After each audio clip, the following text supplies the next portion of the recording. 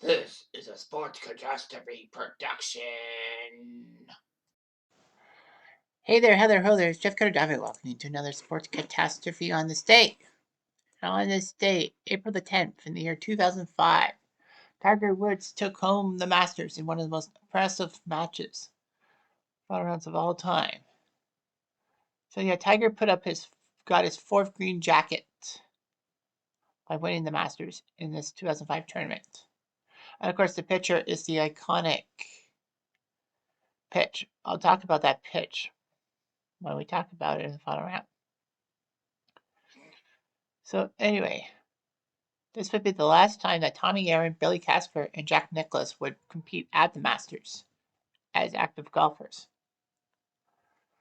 So anyway, the course was huge.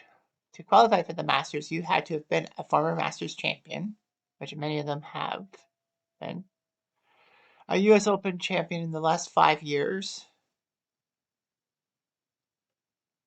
a British Open champion in the last 5 years, a PGA champion in the last 5 years,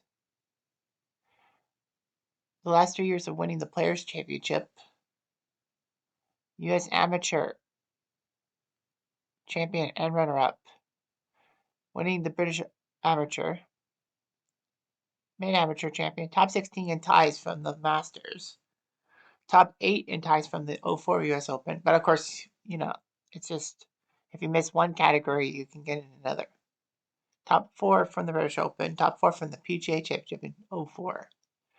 You could be a top 40 player from the PGA Money List, a top 10 from the Money List by March 28th. Or even like Shingo Katayama, a foreign invitation.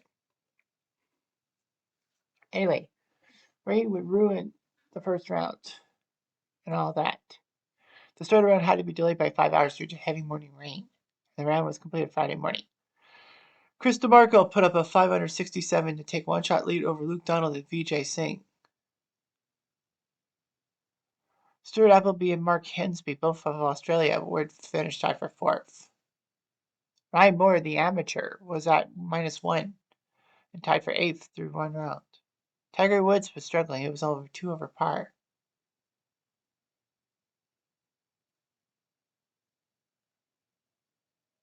Anyway, Billy Casper was having a terrible time. He was shooting 34 over par, but he withdrew. And Nick Faldo had to withdraw because of back spasms. In the second round, that had late Saturday, early Sunday, well, of course, rain suspended much of the day, and the second round had to spill into Saturday. Chris DeMarco again put up a 67, so back-to-back 67s. He was at 10 under par. Thomas Bjorn of Denmark shot a 67. He finished second after 2 rounds of -6. And Tiger Woods put up a masterful 66 to take third at -4 through 2 rounds. David Howe of England and Vijay Singh of Fiji were tied for fourth. Ryan Moore, the amateur, still was up there. He was tied for sixth. Anyway, the third round would, of course, move to the next day. Well, round 3 was my 20th birthday. You must know. DeMarco, when play was suspended, was up by 4 over Tiger. Oh, that. However, inexplicably, Chris DeMarco had troubles back on Sunday morning. Well, to finish the third round, Tiger made 4 straight birdies to put up a 11 under par through 3 rounds and had the lead. DeMarco bobbled it. His back 9 was terrible, 5 over par. And in the final 9 holes, he lost 7 shots to Woods. DeMarco had been pretty much lights out, but he failed. So after 3 rounds, Tiger Woods was at 11 under par, Chris DeMarco -8, Thomas Bjorn at -7.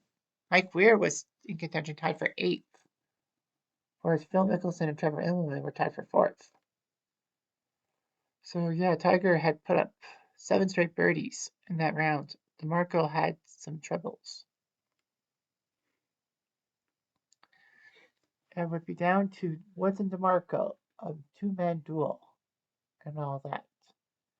DeMarco had actually narrowed the three-shot deficit down to one. Anyway, DeMarco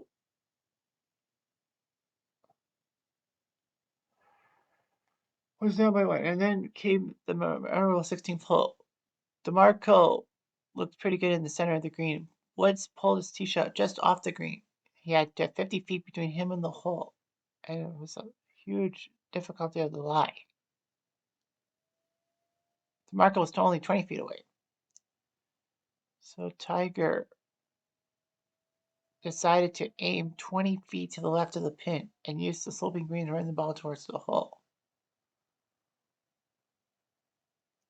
So anyway, that's what he did. Vern Lundquist, who was commentating on the 16th hole, said this. Well, here it comes. Oh my goodness. Oh, wow. In your life, have you seen anything like that?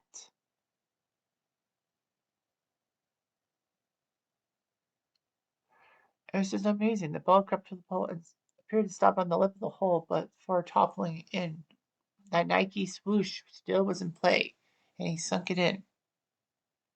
Tiger did it. He was up by two. Unfortunately, though, Tiger botched his drive on 17, cutting the lead to one as it went to the 72nd hole. All Tiger had to do was just play like DeMarco. Unfortunately, his approach on 18 was in the bunker, and DeMarco was short of the green. DeMarco's chip for birdie hit the pin, but rebounded 10 feet away. Tiger had a 14-foot putt for the win, but missed it.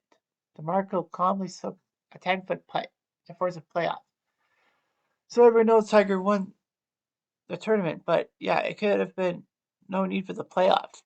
After that 16th hole, DeMarco could have faded, but Tiger bobbled it after the 16th, which was hard to believe. So anyway, DeMarco and Woods would go to a playoff. Luke Donald and Retief Goosen would end up tied for third at 5 under par, with Mark Hensby, Trevor Immelman, Rod Pampley, Vijay Singh, and Mike Weir all at 4 under par to tie for fifth. Phil Mickelson ended up all alone for 10th. Kind of good for Weir, but Weir bogeyed the last 3 holes. Anyway,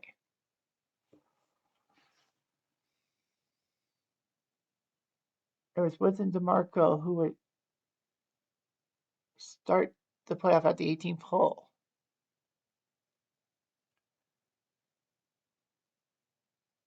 Anyway, Woods was 15 feet away while DeMarco chipped up to a foot, tapped in for par, and needed Woods to miss his 15-footer to force another playoff hole. And somehow, in some way, Woods buried the birdie putt, winning his 4th green jacket and 9th major title.